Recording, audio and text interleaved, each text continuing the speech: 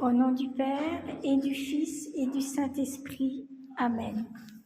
Nous nous mettons en ta présence, Seigneur, et nous te rendons grâce, parce que toi qui as fait de nous ton temple lors de notre baptême, nous avons l'honneur, la joie d'être le temple de l'Esprit Saint, où réside toute la Trinité. Gloire à toi, Seigneur. Gloire à toi, Seigneur. Béni sois-tu, Seigneur, pour ce désir que tu mets en nous, de toujours mieux te connaître, de collaborer avec toi, de vivre en ta présence. Sois béni, Seigneur. Sois béni. Sois béni, Seigneur, parce que chacun de nous est précieux à tes yeux. Et ce matin, tu veux nous dire encore que tu nous aimes énormément et que, à tes yeux, oui, nous avons beaucoup d'importance. Sois béni, Seigneur. Sois béni, Seigneur. Parce que tu es mort pour chacun de nous personnellement, Seigneur. Tu n'es pas mort pour une foule en général, mais pour chacun en particulier. Gloire à toi, Seigneur. Gloire à toi, Seigneur. Une fois mort, et ensuite 3 jours après ressuscité, Père, tu nous as fait ce don précieux, ce deuxième cadeau après le Fils et l'Esprit Saint, qui est toujours avec nous. Sois béni, Seigneur. Sois béni, Seigneur. Oui, nous nous remettons à toi, Seigneur. Nous nous remettons tels que nous sommes, pour que tu puisses agir librement en nous, que nous puissions entendre ce que tu veux nous dire. Et particulièrement, je me remets en toi, Seigneur, afin qu'il n'y ait aucun obstacle pour ce que tu veux dire à mes frères et sœurs, qu'ils soient là ou qui écouteront en vidéo sur YouTube. Viens bénir chacun, viens bénir leur famille. Oui, Esprit Saint, viens nous inonder de ta présence. Prends-nous sous ton onction.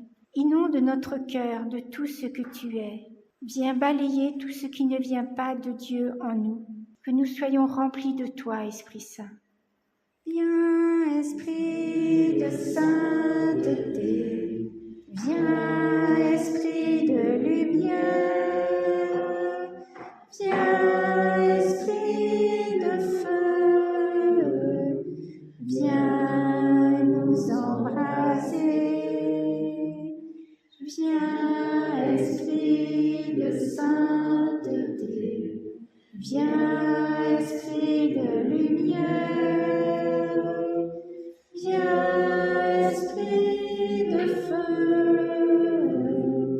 Viens nous embraser. Di Maradama, di ya la la la la la, di ma la la la la la ya ma la la la la ma, di ya la la la la la, di ma ya la ma,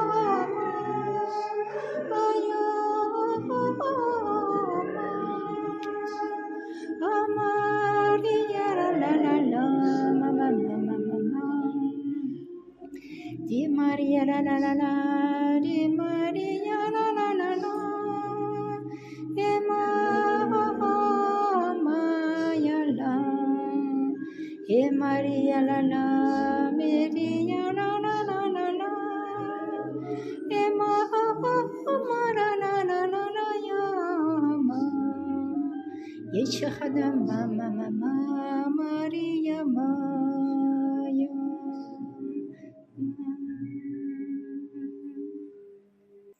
Oui, merci Seigneur pour tout ce que tu es en train de faire en chacun de nous et pour tout ce que tu vas faire et tu fais à chaque instant. Sois béni, Esprit Saint. Sois béni, Seigneur.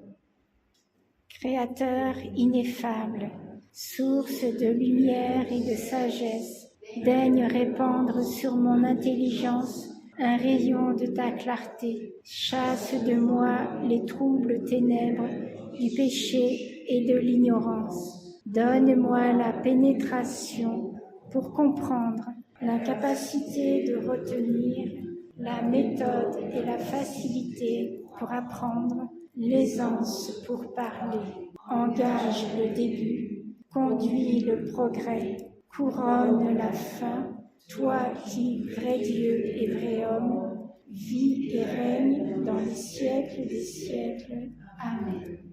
Voilà, bienvenue à chacun. Alors, nous continuons à découvrir, on va redécouvrir le moyen clé de notre vie divine, c'est-à-dire notre organisme spirituel. Donc, vous vous rappelez, on distingue deux catégories de missions. Alors, les missions visibles, ce sont lesquelles? Les sacrements et les charismes. Donc, un petit rappel pour les sacrements. Est-ce qu'il peut y avoir des sacrements sans l'Esprit Saint? Non. Non, vous avez raison. L'Esprit Saint est toujours à l'œuvre dans tous les sacrements. Alors, le catéchisme de l'Église catholique définit les 7 sacrements. Les sacrements sont des signes efficaces de la grâce, institués par le Christ et confiés à l'Église, par lesquels la vie divine nous est dispensée. Vous vous rendez compte, c'est un beau programme, ces sacrements. Donc, si vous voulez approfondir, donc vous voyez les enseignements que l'on a fait l'année dernière, ben je fais juste un tout petit rappel. L'Esprit Saint réalise dans les sacrements toujours l'efficacité à 2 niveaux. Le don infaillible et instantané de Dieu produit toujours l'effet du sacrement, la présence réelle du Christ sous les espèces du pain et du vin. Donc ça, c'est le don infaillible et instantané de Dieu. Et la deuxième chose, c'est ce qu'on appelle la fructification. C'est-à-dire que celui qui reçoit le sacrement reçoit toujours la grâce de le faire fructifier. Mais c'est à lui de le faire fructifier. Le Seigneur collabore toujours avec nous et il ne nous considère pas comme des marionnettes. Donc c'est une synergie entre la toute-puissance de Dieu et notre liberté humaine. Et ces 2 efficacités sont bien sûr très liées, parce que cela se réalise par l'épiclèse, toujours bien Esprit Saint. Et dès qu'on appelle l'Esprit Saint, comme je disais tout à l'heure, il ne fait jamais la sourde oreille. Il demande que ça, l'Esprit Saint, de venir. Que ce soit un membre de l'Église, quand on est réunis pour la messe, par exemple. Je vous avais aussi parlé particulièrement en ce qui concerne l'Eucharistie, du 52e Congrès eucharistique international en 2021, parce qu'il a été dit que l'Eucharistie, c'est un lieu habituel de l'effusion de l'Esprit Saint. Donc, il ne faut pas s'en priver. Jean-Paul II a dit le Christ nous communique aussi son esprit. Alors, deuxième mission visible, on a vu les sacrements, après c'est les charismes. Donc là, on a pris du temps aussi pour bien expliquer chaque charisme.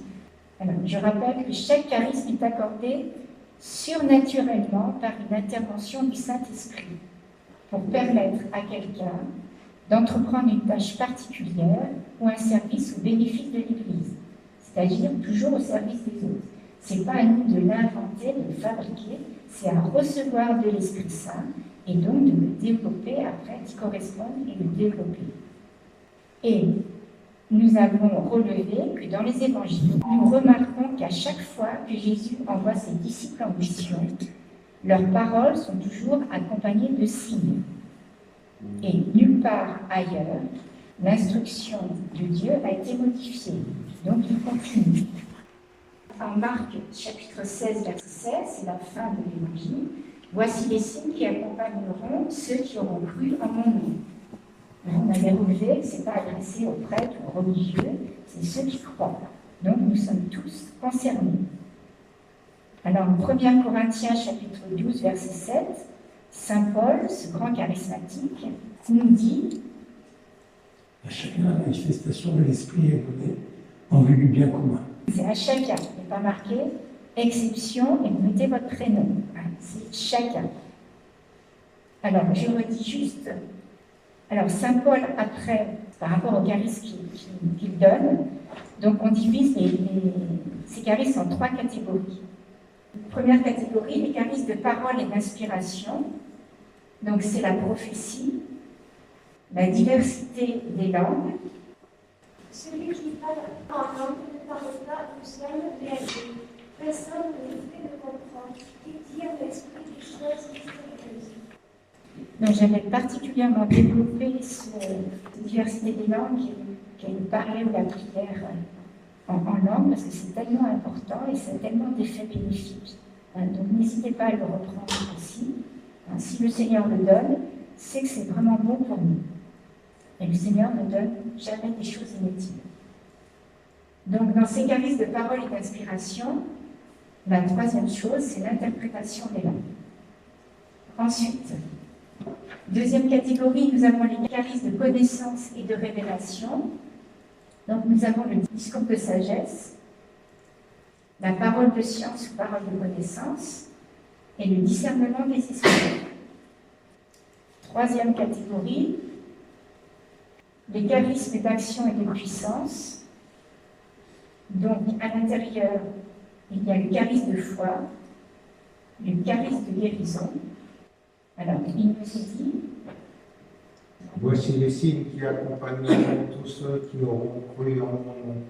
voilà, donc c'est pour redire, tous ceux qui croient au nom de Jésus peuvent recevoir ces charismes. C'est pas peuvent, reçoivent. Après, c'est à discerner. Et troisième catégorie et dernier, charisme dans la liste de sa bonne, il y en a d'autres, la puissance d'opérer des miracles. Donc vous retrouverez dans le cours et dans la vidéo que vous pouvez reprendre l'année dernière, comment exercer et faire grandir ces charismes. Donc j'en profite pour redemander à l'Esprit Saint l'audace, que chacun soit l'audace d'être le canal de la miséricorde du Seigneur en manifestant les signes et les miracles qu'il veut donner à son peuple pour le guérir, le libérer et le sauver. Alors, nous voyons, grand troisièmement, les missions invisibles du Saint-Esprit. Donc, deux catégories de missions invisibles, les vertus et les dons. Alors, on peut dire que par rapport au charisme, ces deux missions invisibles ont presque une dynamique inverse, mais complémentaire quant à son objet, qui est la conquête de la sainteté. Les missions invisibles vont progressivement s'extérioriser, rendre concrète une grâce reçue, mais qui est d'abord invisible. Donc, vous avez bien compris, ces missions invisibles vont bien sûr devenir visibles à un moment donné.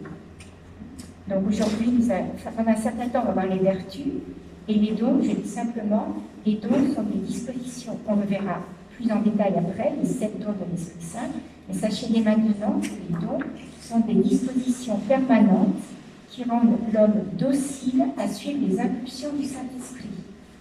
C'est-à-dire qu'ils complètent et mènent à leur perfection les vertus de ceux qui les reçoivent.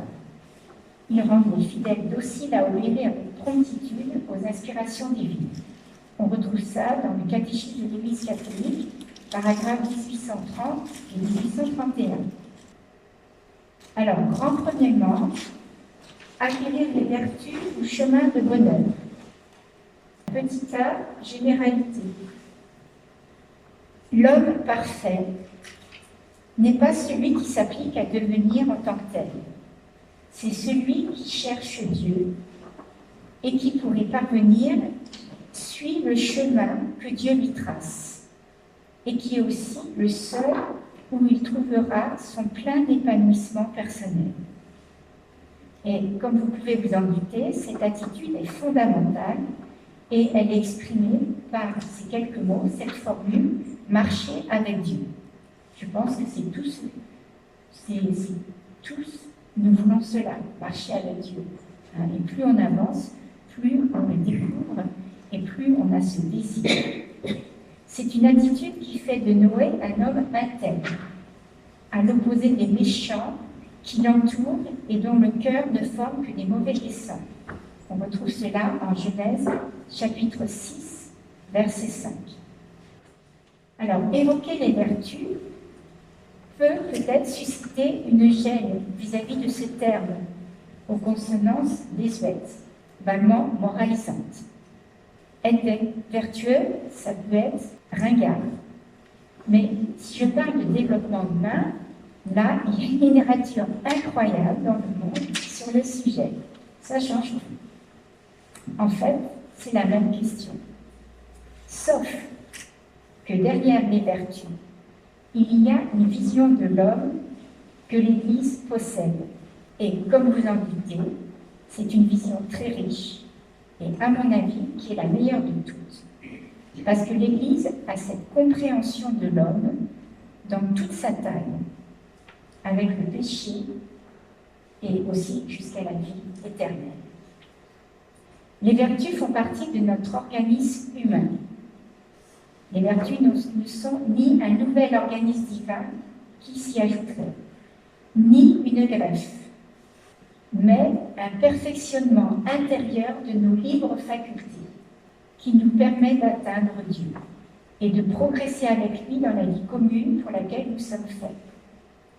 Comment voulez-vous atteindre Dieu s'il ne vous donne pas les moyens? C'est impossible. Donc, ce qui veut dire que le surnaturel ne détruit pas la nature, mais l'accomplit. Et c'est un adage de saint Thomas d'Aquin: la grâce perfectionne la nature humaine. La notion de vertu est directement liée à celle de bonheur, et non pas à celle de devoir ou d'obligation. Les vertus sont des trésors à découvrir ou à redécouvrir. Et saint Thomas d'Aquin est une des très grandes références sur cette question. Il a développé une vision de l'homme centrée sur nos traits de personnalité et sur nos compétences, où Dieu est la plénitude et la source de notre bonheur. J'espère que vous êtes à 200% d'accord avec ça. Dieu est la plénitude et la source de notre bonheur. Donc c'est là qu'il faut le chercher. Être heureux, c'est accomplir de la manière la plus riche possible toutes les facultés qui sont en nous. Mais reconnaissons que cela n'a rien d'évident et qu'il faut une certaine force d'âme. Alors les vertus sont justement des dispositions stables qui nous permettent de déployer le meilleur de nous-mêmes. Et grâce aux vertus, on peut faire face aux épreuves de la vie, chercher la vérité, accomplir ce qui est bon et être attentif à ce qui est beau. Donc vous voyez déjà en 2 lignes, c'est un programme très alléchant. Alors avant d'aborder les vertus, je vais parler d'abord de la conscience. Notre vie sur la terre, vous savez, se terminera un jour. On n'est pas fait pour y rester toujours. Saint Augustin a dit que notre passage sur la terre est comme un voyage, un pèlerinage, on peut dire aussi. Ce qui veut dire que nous sommes en chemin. Donc quand on est en chemin, on ne s'y arrête pas. Et quel est le but de ce chemin? Le but du chemin, c'est le paradis. C'est la vie éternelle, parce que on peut être unis déjà sur cette terre avec Dieu. Et là-haut, c'est la plénitude. Alors, il y a en nous une faculté centrale qui nous permet d'avancer et qui nous aide sur ce chemin. C'est la conscience. C'est une lumière naturelle que Dieu met dans l'homme. Et elle va permettre de juger le bien ou le mal. Alors, je ne sais pas si vous avez déjà réalisé, quand le diable nous propose un péché, c'est toujours un bien apparent. Parce que le mal est repoussant. Donc il ne va pas nous tenter de cette manière-là. C'est un bien apparent. C'est donc quelque chose qui a une apparence de bien, mais qui ne tient pas ses promesses. On le voit bien, le fruit d'Ève et d'Adam dans la Genèse, quand elle s'approche de ce beau fruit, elle voit qu'il est beau, qu'il a l'air bon, il est attirant, et quand elle le mange, eh bien, le fruit ne tient pas ses promesses. Toute la question de notre vie est de savoir si on veut avancer vers Dieu. Et donc, si on veut avancer vers Dieu, c'est de discerner le bien apparent avec le vrai bien. On pourrait mettre avec un B majuscule.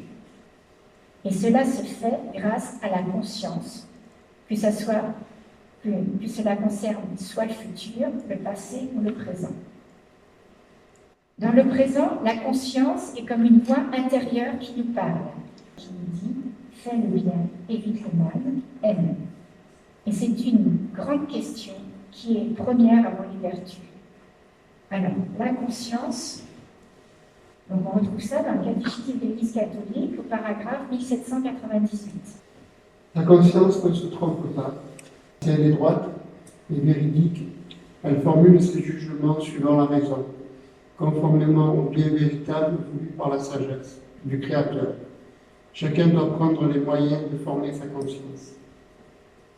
Ce qui veut dire qu'elle peut se tromper et dire faire ceci, et en fait, ce n'est pas un vrai bien. D'où l'importance de former notre conscience pour que de plus en plus, elle juge droitement, et quand elle dit fais ce bien, que ce soit un vrai bien. Alors, il y a des questions simples, par exemple voler, on sait que ça ne nous apporte pas le bonheur. Par contre, il y a des situations qui sont plus compliquées. On ne voit pas toujours le bien ou le mal. Par exemple, pourquoi est-ce que l'Église dit que le mariage entre deux personnes du même sexe n'est pas bien? Ce n'est pas évident pour tout le monde. C'est plus compliqué à voir. Alors, quand on parle de la conscience, bien sûr, tous les hommes ont une conscience. Ce n'est pas que les chrétiens, bien sûr. Hein. Parce que nous, chrétiens, on bénéficie en plus de certaines choses. C'est-à-dire qu'on bénéficie d'une part de la parole de Dieu qui nous donne le vrai bien, d'où l'importance de se nourrir de la parole de Dieu chaque jour, et d'autre part de toutes les paroles de l'Église qu'on appelle magistère, qui nous aident à voir de plus en plus le vrai bien. Et du coup, on peut le voir plus clairement que les autres, d'une manière très nette, plus sûre et certaine. Alors, un petit sous-titre.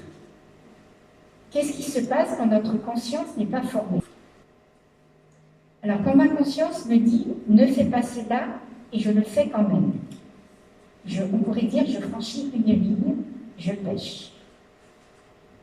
Et qu'est-ce qui se passe si je franchis la ligne? Deux choses. Premièrement, ma conscience va me parler moins fort. Donc, je vais moins longtemps. Par exemple, ma conscience me dit « ne mens pas ». Et cela revient, et je me laisse aller. Puis ça revient, je me laisse aller. Et qu'est-ce qui se passe après? Eh bien, ma conscience me dit toujours « ne mens pas », mais je ne l'entends plus trop. Deuxième chose, il surgit en moi de la justification. Ce n'est pas si grave. C'est-à-dire que je suis en train de dire que ce que je fais, qui est mauvais, eh bien, ce n'est pas si grave si je le fais. Et l'étape d'après, ça va être, tu sais bien, tout le monde le fait, donc je peux le faire. Donc, après, ma conscience va se troubler et elle ne va plus arriver à voir le vrai bien.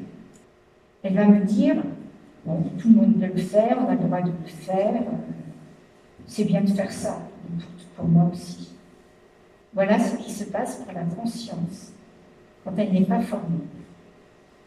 À force de la contredire, elle se trouble et elle ne m'éclaire plus. Elle n'est plus lumière, elle devient opaque. Alors, il y a deux images pour la conscience. C'est comme une voix qui parle, et c'est comme une lumière qui l'éclaire. Et là, la lumière s'éteint et la voix finit par s'éteindre. Et là, c'est l'habitude du péché. Voilà, je m'arrête de développer sur la conscience, mais c'est important. Vous allez comprendre pourquoi. Donc, sur notre chemin de vie, on prend des décisions, on fait des choses en permanence, toute notre journée. Et tous ces petits actes qu'on pose sont des pas vers Dieu, ou des pas qui nous en éloignent, qui nous rapprochent ou qui nous éloignent du terme. Alors, bien sûr, il y a des grands choix qui pèsent beaucoup dans notre vie, mais il y a aussi des petits choix au quotidien qui font qu'on s'approche de Dieu ou qu'on s'en éloigne. On voit très clairement que l'homme est un peu oscillant. Un jour, je dis oui, je décide de servir Dieu, et 10 minutes après, eh bien, je fais une critique. Je ne fais pas ce qu'il me dit. Donc, sachez, frères et sœurs, que tous les actes mauvais portent en nous un germe de tristesse et nous divisent intérieurement et ne nous donnent pas la joie. Du coup, je m'éloigne de Dieu.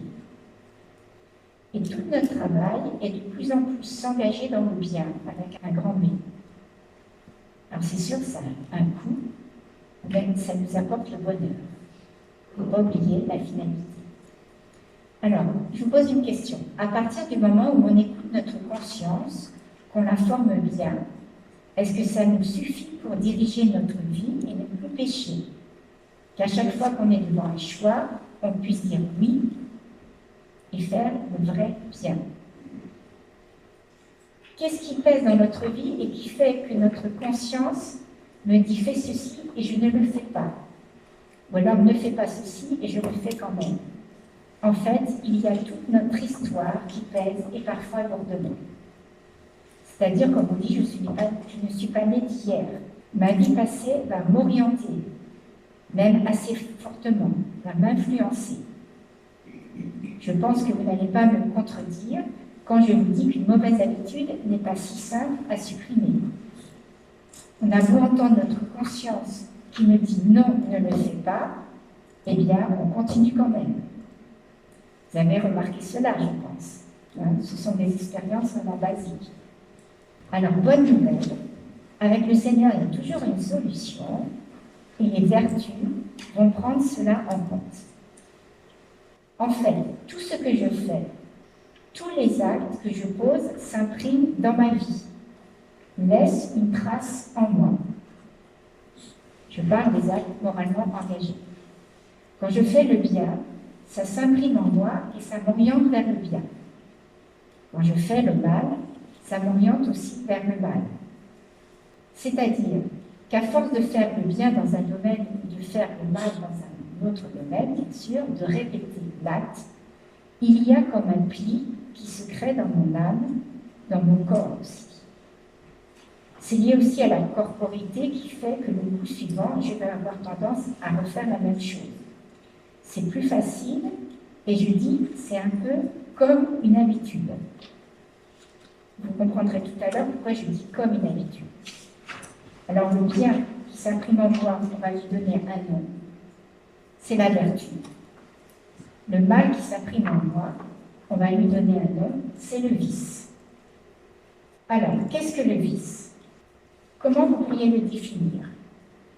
C'est une disposition à faire le mal. C'est la définition du dictionnaire. Et on peut dire que c'est un péché enraciné dans ma vie. Et régulièrement, je m'y engage. Je pose l'acte de péché. Résultat, quand je veux arrêter, je sais que ce n'est pas bien. J'ai une extrême difficulté à le faire. Parce qu'il est comme enraciné et du coup, j'ai comme une pente qui s'est créée. Une pente savonneuse. Alors, la Bible nomme beaucoup de vertus et de vices, c'est-à-dire d'habitudes dont l'acquisition perfectionne l'homme ou le dégrade. Alors, la Bible dresse des listes de vices qui sont présentés. Alors là, je vous invite vraiment à reprendre les références chez vous. Donc, il y a dans les prophètes, il y a Osée, chapitre 4, verset 1 et suivant, et Jérémie, chapitre 7, verset 9. Il y a aussi une liste par les sages dans les prophètes, chapitre 6, verset 16, Siracide, chapitre 25, verset 2, et 26, chapitre 26, verset 5 et suivant. Bien sûr, il y a le Christ, en Marc, chapitre 7, verset 21 et suivant, et les apôtres, 1 Corinthiens, chapitre 6, verset 9 et suivant, Romains, chapitre 1, verset 29 et suivant, Colossiens, chapitre 3, versets 5 à 9, première lettre à Timothée, chapitre 1, verset 9 et suivant, deuxième lettre à Timothée, chapitre 3, versets 1 à 5, et première lettre de Pierre, chapitre 2, verset 1, et chapitre 4, verset 3. Donc vous voyez, alors je n'ai pas tout repris dans les buts, vous avez là déjà une bonne liste. Mais sachez aussi, à votre avis, quel est le vice fondamental? Le vice fondamental, c'est de suivre un autre Dieu que le seul véritable Dieu. On retrouve ça au Deutéronome chapitre 6, verset 14, Confère chapitre 4, verset 35. Et après, il nous est dit c'est d'être infidèle à l'alliance en s'écartant du chemin de Dieu. Exode 38, verset 8. Alors, sachez, frères et sœurs, que c'est dans le cœur qu'est la racine de la vertu et du vice. C'est là que les paroles de Dieu doivent être mises, bien plus gravées, pour y être le principe de la fidélité aimante, qui est l'âme de toute vertu. C'est parce que leur cœur est tout entier à Dieu que David est si grand malgré ses fautes, et que Josaphat progresse dans les chemins de Dieu. Premier livre du roi, chapitre 15, verset 3. Deuxième livre chronique, chapitre 17, verset 6. Autre exemple, si Ézéchias fait ce qui est bon, juste et loyal devant Dieu, c'est qu'il cherche celui-ci de tout son cœur. On trouve cela dans 2 Chroniques, chapitre 31, versets 20 et suivants. Donc vous avez bien compris qu'il n'est pas nécessaire de chercher d'autres sources du vice que l'homme lui-même. En se séparant de Dieu par le péché, l'homme est devenu incapable de dominer ses convoitises et de rester maître de lui-même. Au lieu de parfaire le monde, il l'a corrompu. On trouve cela dans la première lettre de Jean, chapitre 2, versets 16 et suivants. Dès lors, l'homme ne peut trouver en lui la force de résister au poids de ses passions. Siracide, chapitre 1, verset 22, et chapitre 18, verset 30. Donc, c'est la force du Seigneur qui sera la source de sa puissance pour résister à tout cela. Et c'est ce que Jésus a dit à saint Paul, c'est dans ta faiblesse que ma force agit.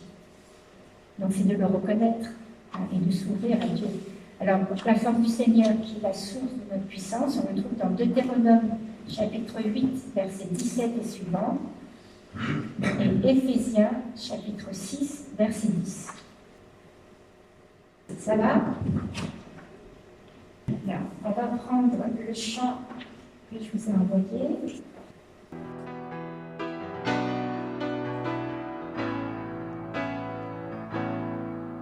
Que ces lieux soient visités par ta sainte présence, que ces lieux soient balayés par le vent de ton esprit. Lève-toi de ton saint lieu et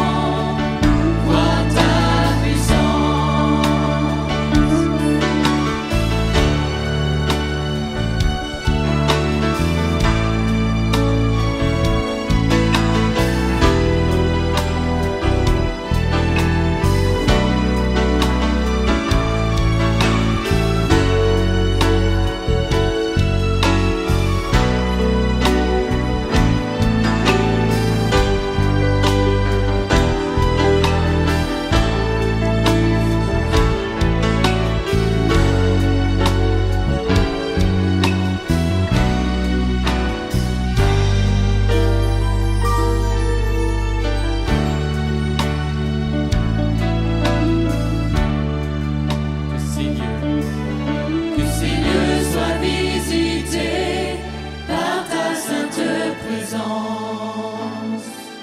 Que ces lieux soient les témoins de l'action de ton esprit dans ta gloire. Viens maintenant, unis-nous en cet instant. Que ta vie jaillisse en abondance. Nous allons voir ta puissance.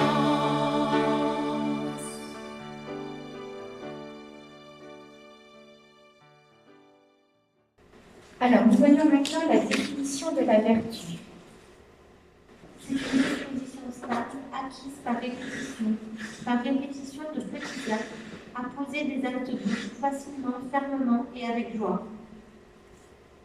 Alors, on va reprendre tous ces mots parce que c'est important. Donc, la vertu, il faut bien comprendre que ça va être le fait qu'on va travailler et imprimer le bien dans notre vie, pour que de plus en plus, on soit orienté vers le bien, et que naturellement et spontanément, on le fasse et on le fasse facilement. La vertu consiste dans une relation vivante avec Dieu, dans une conformité à ses paroles, dans une obéissance à ses volontés, dans une orientation profonde et stable vers lui. Il faut bien comprendre que la vertu consiste dans une relation vivante avec Dieu. Au début, on a dit, vertu, c'est un chemin de bonheur. Que la plénitude du bonheur, on le trouve en Dieu. Donc, dans une conformité à ses paroles, dans une obéissance à ses volontés, dans une orientation profonde et stable vers lui. Et cette relation rend l'homme juste. Cette fidélité à suivre le chemin du Seigneur est la vertu fondamentale qu'Abraham devra apprendre à ses fils en Genèse chapitre 18, verset 19, et dont la pratique est la condition de l'alliance. Exode chapitre 19, versets 5 à 8. Alors nous allons reprendre chaque thème. Disposition, ça veut dire quoi? Ça veut dire que cela suppose, premièrement, qu'il y a quelque chose en nous à disposer. C'est la logique. Et deuxièmement, une mise en ordre. La disposition n'est pas créatrice de mon être, elle est accueillie et précédée par lui. On peut dire qu'elle est un perfectionnement de ce que je possède déjà. Prenons un exemple pour mieux comprendre. Je peux acquérir une bonne mémoire. C'est une disposition parce que j'ai déjà une mémoire, mais je la perfectionne. C'est ça la disposition. Cela vient du fait qu'on est inachevé. On a toujours, le Seigneur ne nous a pas créé d'enveloppe comme ça et on l'a jusqu'à la fin de notre vie. Non, il a évolué avec lui. Donc, on est inachevé et donc on a un travail à faire pour achever en nous cette humanité, à l'image de Dieu. Disposition stable. Ça veut dire que quand c'est acquis, c'est acquis. Il y a tout un travail pour l'acquérir, des efforts à faire, mais quand on l'a, cela ne s'en va plus. Disposition stable acquise par répétition. C'est-à-dire qu'on va répéter des actes bons dans certains domaines pour acquérir la vertu qui correspond. Pratico-pratique, on va répéter des actes bons. Par exemple, je prends conscience que je suis pâle, que je ne suis pas généreux. Et je me dis, le Seigneur a dit, donnez et vous recevrez, et il y a plus de joie à donner qu'à recevoir. Que dois-je faire? Il faut que je donne, que j'apprenne à donner, alors que ce n'est pas du tout naturel pour moi. Alors, qu'est-ce que je vais faire? Je vais répéter des petits actes où je vais donner.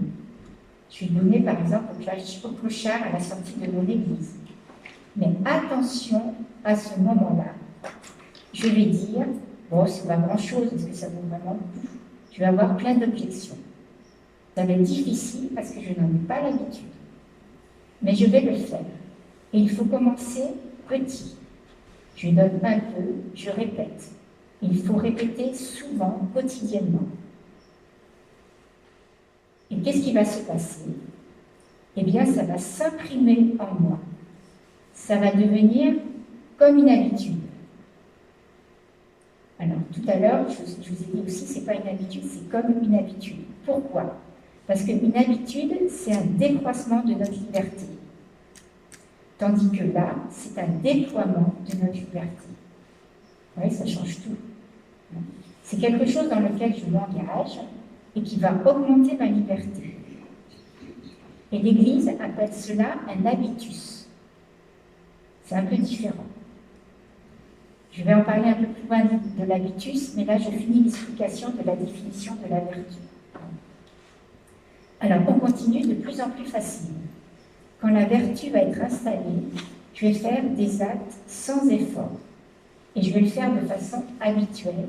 Et cela va me donner de la joie parce que je serai devenu généreux. Et ce que je vais faire, ça va être de plus en plus, si on peut dire, en excellence. Donc, vous voyez, comme la répétition d'actes de générosité, de petits actes de générosité va transformer mon être profond. Ce qui veut dire que ça va passer en fait de l'acte à mon être. Vous voyez comme c'est important. Alors, facilement, fermement. Donc, quand la vertu est installée, je vais le faire facilement et fermement.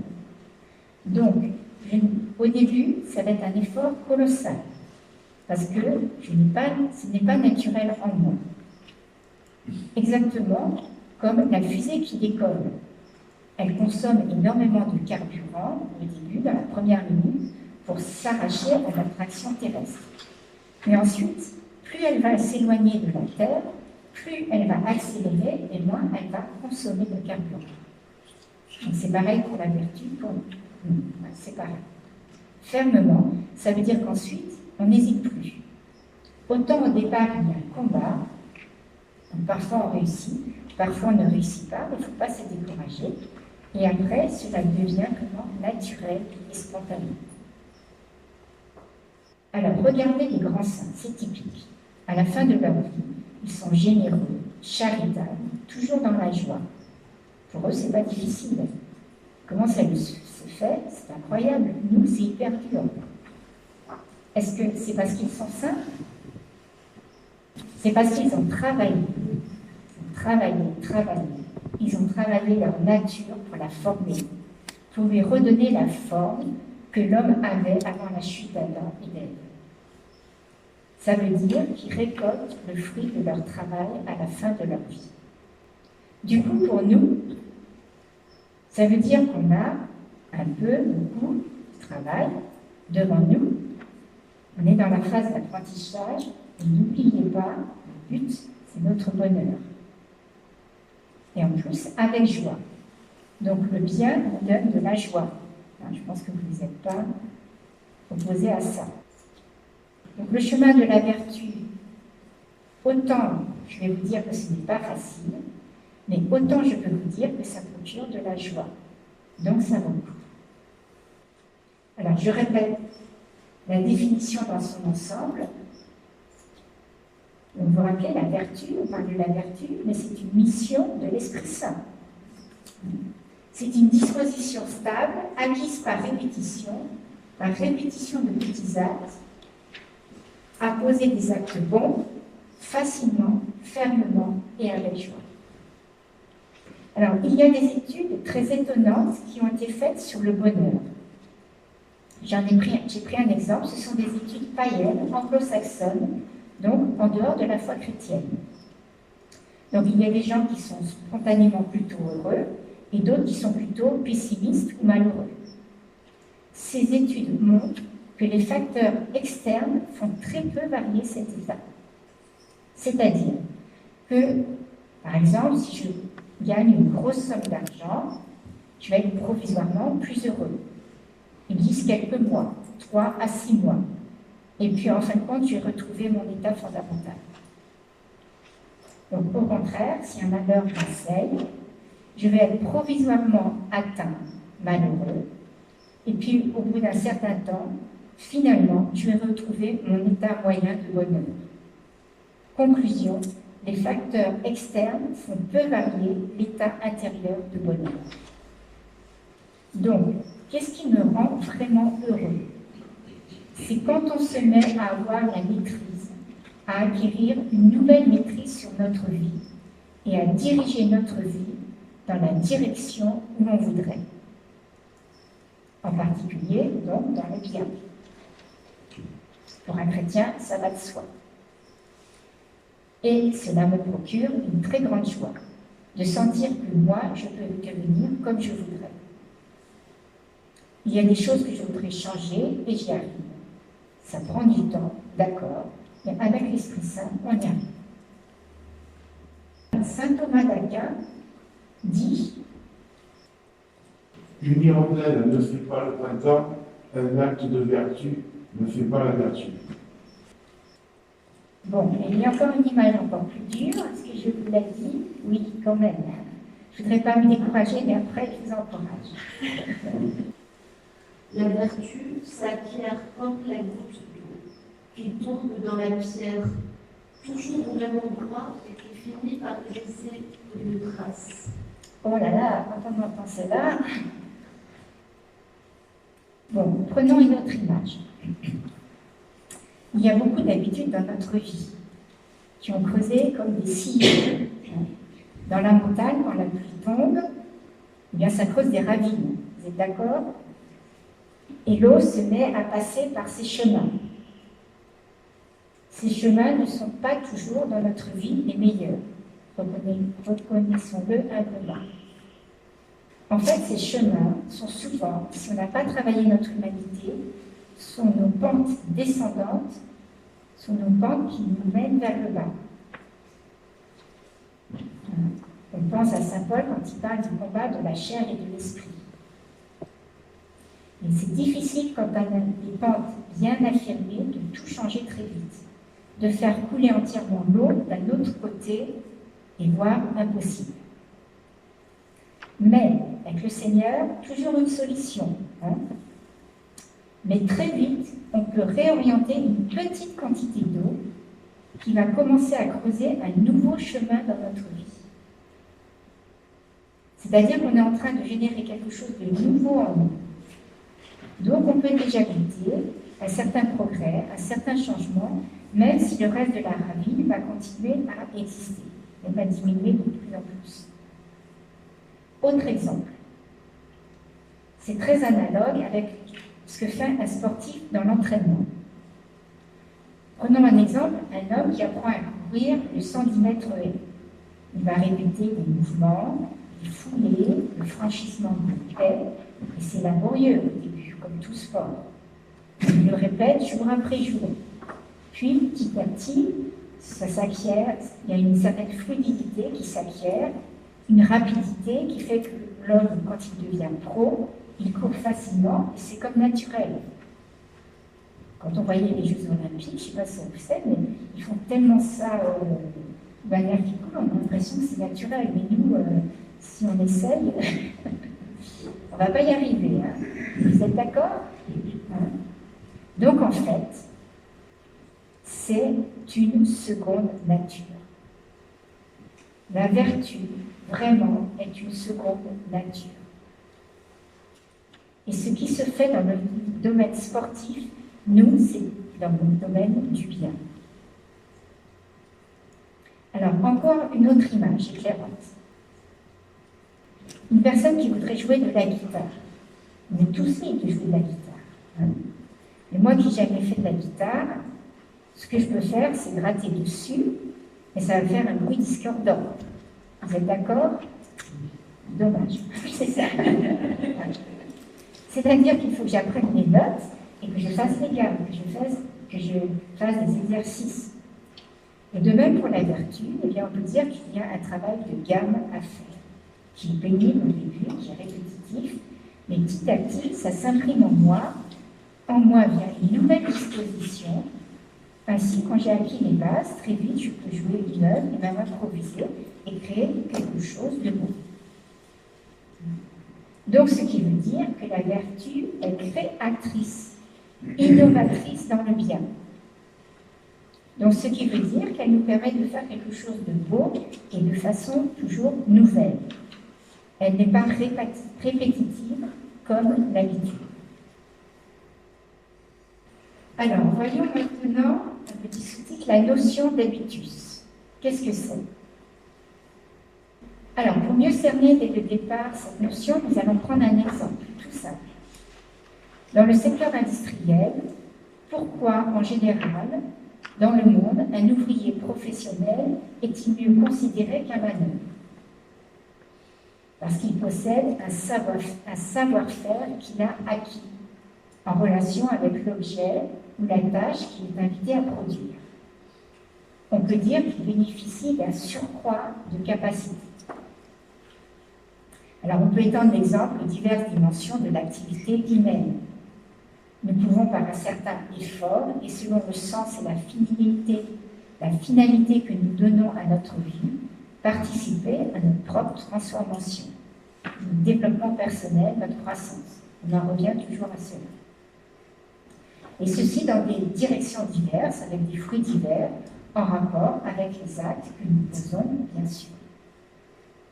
Il est sûr cependant que si nous nous complaisons dans une telle tendance négative, pour ne pas dire dans un tel vice, nous nous risquons sur une pente glissante.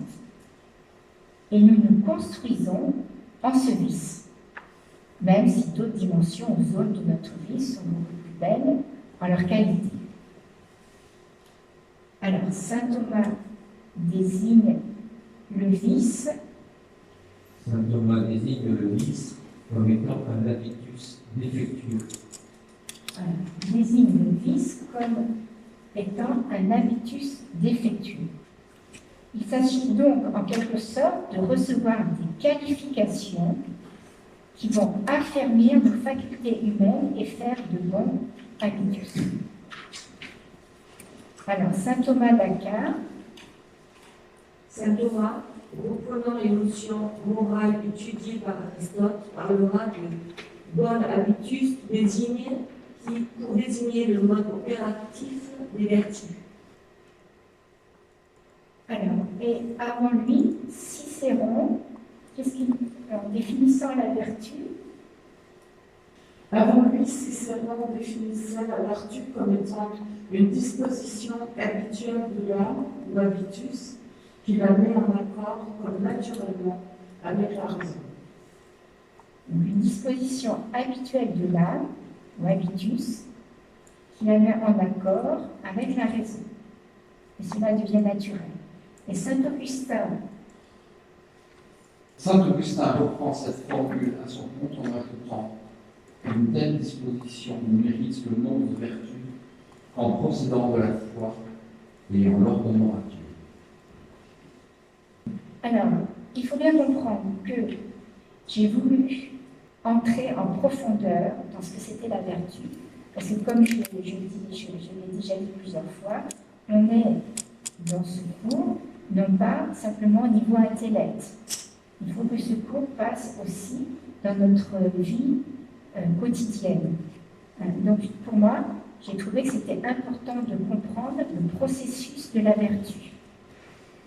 Comme on a pris du temps concernant les missions visibles, on a pris du temps pour bien comprendre ce que c'était les sacrements, ensuite les charismes, c'était l'année dernière, et cette année, ça c'était les missions visibles, et cette année, on est dans les missions invisibles, c'est les vertus et les dons. Et c'est le don de l'Esprit Saint qu'on verra plus tard. Je vous donne quelques caractéristiques encore de la vertu. Je reviens sur cette notion d'effort.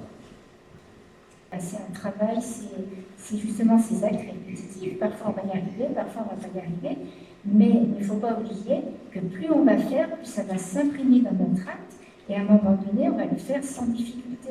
Et que ça va nous apporter de plus en plus de joie, ces actes dans n'importe quelle vertu, et qu'on va arriver même de plus en plus à un niveau d'excellence, entre guillemets. Alors c'est sûr que c'est ce que je vous donne là, c'est théorique, hein, mais la théorique après elle passe dans la pratique. Hein. C'est pour ça que je vous ai donné un certain nombre d'exemples. Vous savez qu'avec le Seigneur, il ne faut jamais se décourager. Et vous savez que le Seigneur a encore plus de désir que nous travaillions à ces vertus et acquérir ces vertus, acquérir des bons habitus. Et il nous donne, on priera à la fin. Vous savez que c'est pas, il faut toujours, tout est grâce, donc il faut demander cette grâce au Seigneur. Pour ceux qui veulent, on finira par la prière. On a été créé bon, hein, merveilleusement, sans aucun défaut. Et c'est le fait d'Adam et Ève, qui représentent toute l'humanité, quand on s'est éloigné de Dieu, on pêche. Hein. Il n'y a pas 36 solutions. Soit on va vers le bien, ou soit on va vers le mal. Si on va vers le mal, on s'éloigne du bien. On est tous marqués, on a tous une blessure par le péché originel. Hein, donc c'est ce que je disais au début. On a du mal par nous-mêmes à réguler nos convoitises. Ça montre la patience de Dieu envers nous. N'oubliez pas qu'on est son enfant et qu'on va dire que tout enfant, nos parents, vous savez mieux que moi, hein, on prend son petit enfant par la main, et voilà, on essaye de l'accompagner, hein, on le relève. Hein. Alors, je vous donne encore quelques caractéristiques de la vertu.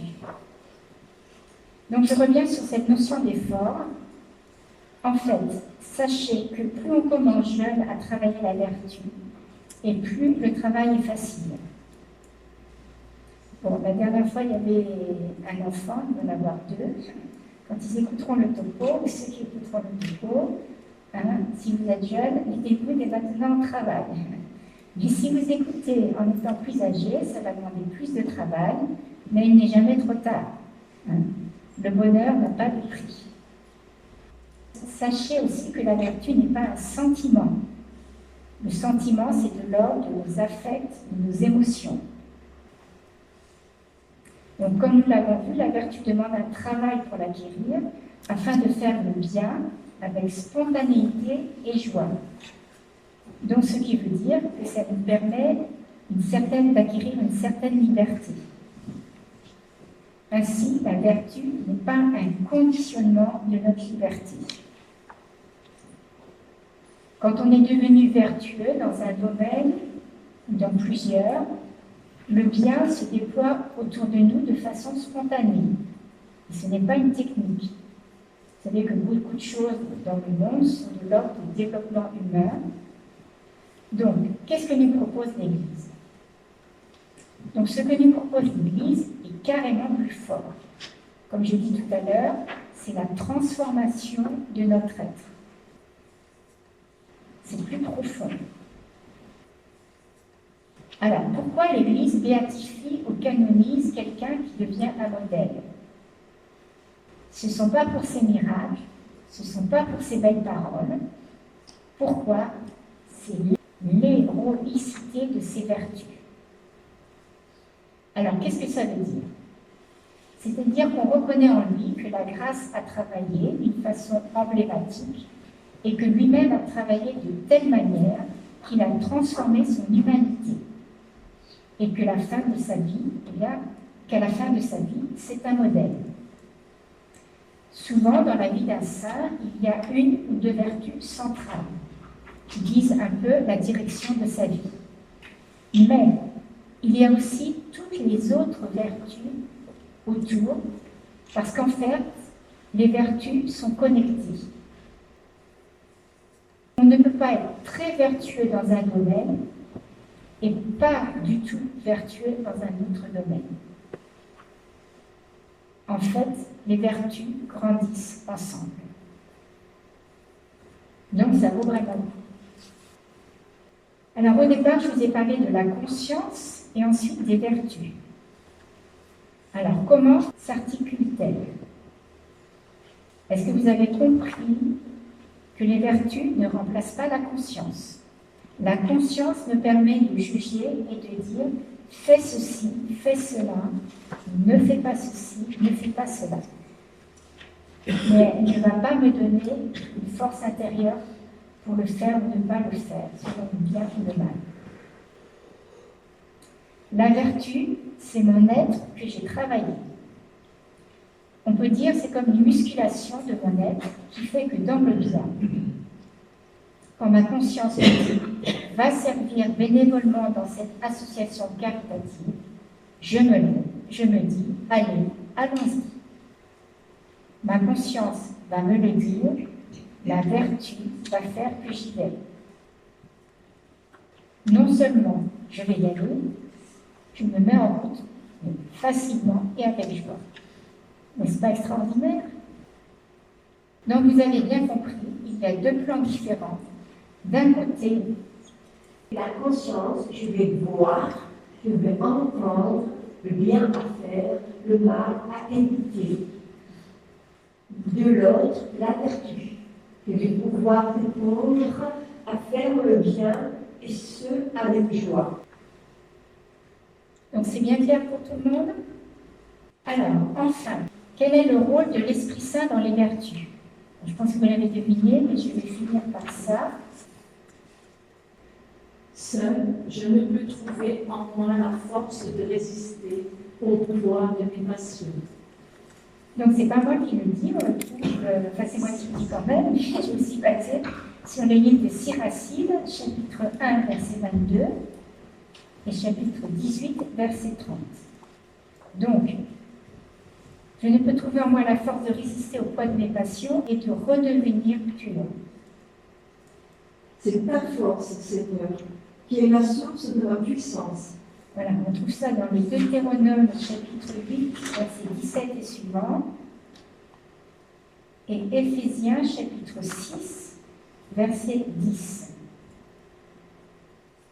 Pour que mon cœur soit pur, il faut que Dieu le recrée et lui infuse un esprit nouveau, qui le rende ferme.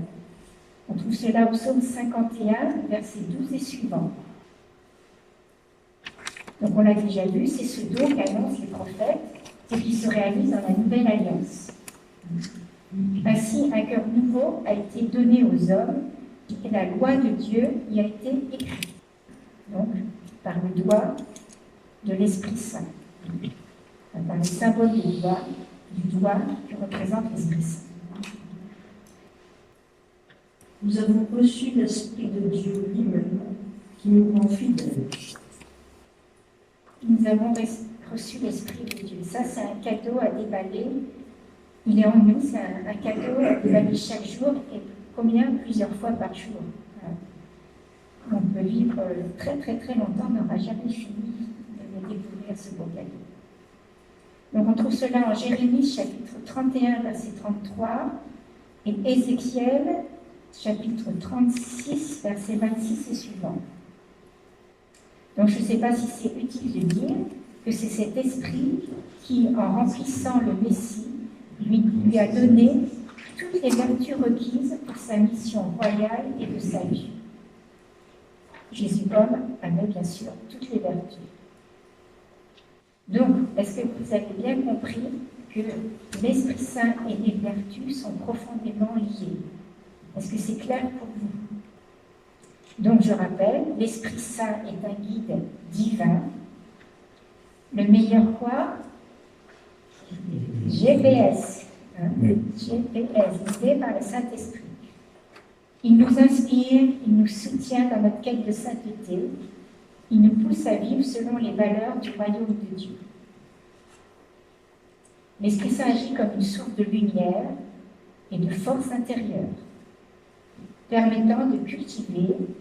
Alors, il y a deux sortes de vertus. Les vertus théologales. Quelles sont les vertus théologales? Foi, espérance, charité. Voilà. Vertus théologales ou désir de Dieu. Les vertus théologales nous branchent vers Dieu. Et les autres vertus qu'on appelle morales ou cardinales sont la prudence, la justice, la force et la tempérance. Là, vous avez, comme je disais tout à l'heure, vous avez les 7 vertus principales et toute autre vertu se rattache à une de ces vertus. Alors, ces vertus-là, on les verra au mois de janvier, puisque je reviens au mois de décembre. Je vous propose un enseignement biblique sur la nativité, cette circonstance, avec le passage de Luc au chapitre 2.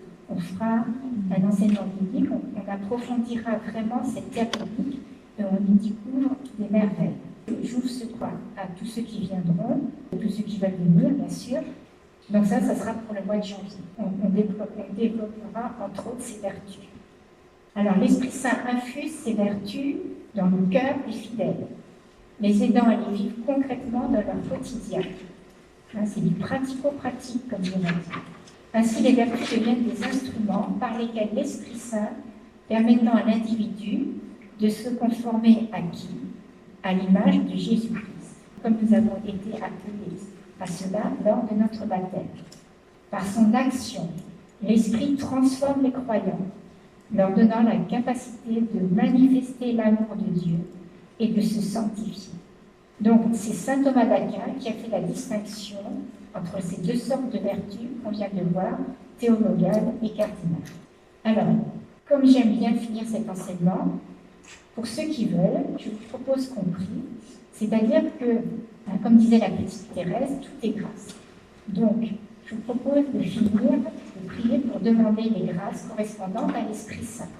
C'est-à-dire que dans cette prière, nous allons demander d'une part d'éclairer les ténèbres de notre conscience pour qu'elles deviennent toujours plus droites et fidèles, et d'autre part de me faire connaître une vertu qui me manque ou qui est faible et que le Seigneur voudrait bien voir que je la développe, puisque l'Esprit Saint nous connaît mieux que nous-mêmes.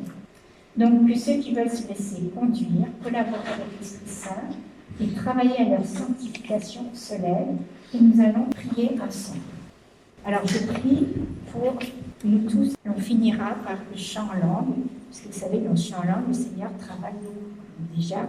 Le Seigneur, lui, il est déjà prêt, et dans les starting blocks, prêt à agir avec nous. Merveilleux Esprit Saint, toi qui es Dieu, toi qui es l'amour, toi qui es mon guide, toi qui veux mon bonheur, toi l'ami fidèle, je sais que tu ne veux pas que je vive seule ma restauration. D'ailleurs, je n'en ai pas la force. Je reconnais que j'en suis incapable. Pour toi, il n'y a pas de montagne trop haute ou de vallée trop profonde pour que tu puisses agir. Je te fais confiance. Je désire marcher avec toi. Je m'abandonne à toi. Guide-moi pour que je trouve aussi l'endroit de mon âme où je trouverai le repos.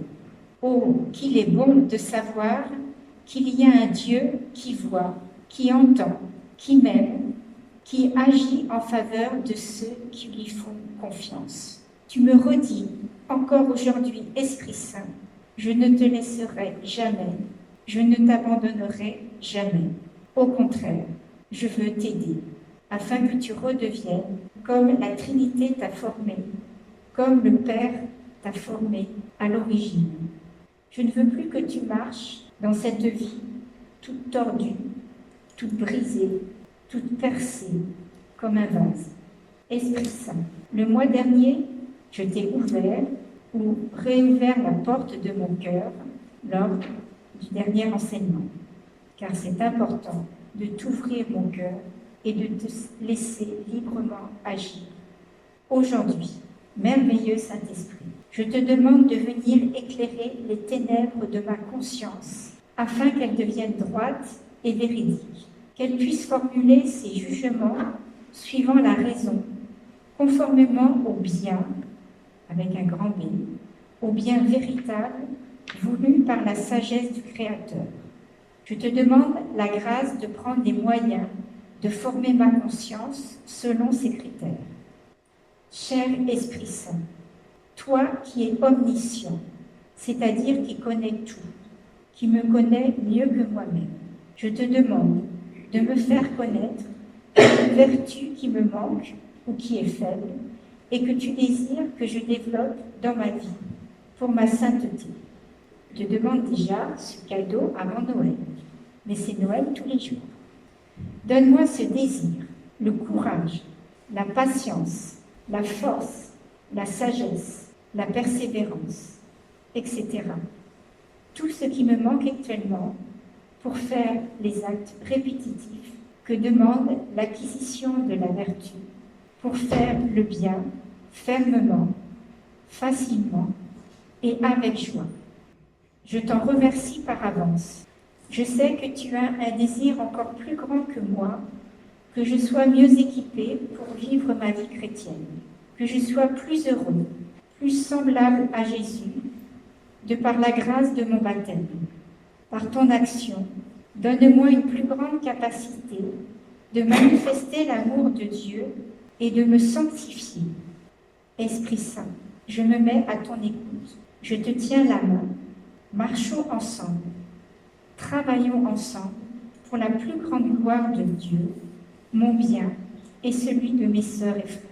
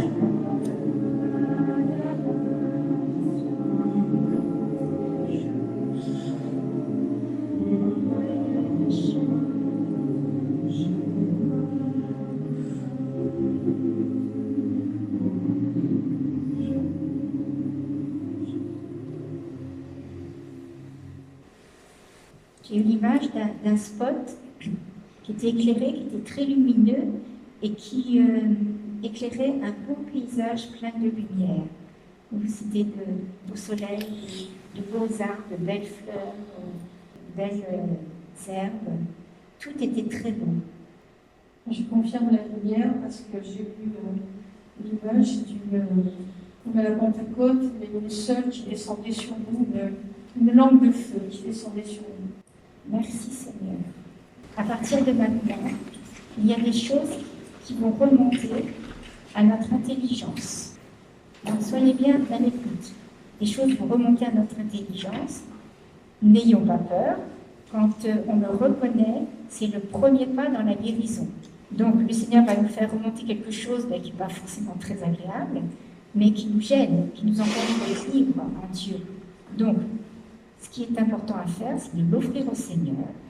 Je t'offre cette ténèbre qui remonte, par exemple, et on lui demande tout de suite le positif qu'il est. Donc on a demandé la grâce au Seigneur de nous éclairer, d'une part, et d'autre part, de nous donner, de nous faire voir une vertu dont le Seigneur aimerait beaucoup que l'on développe en ce moment.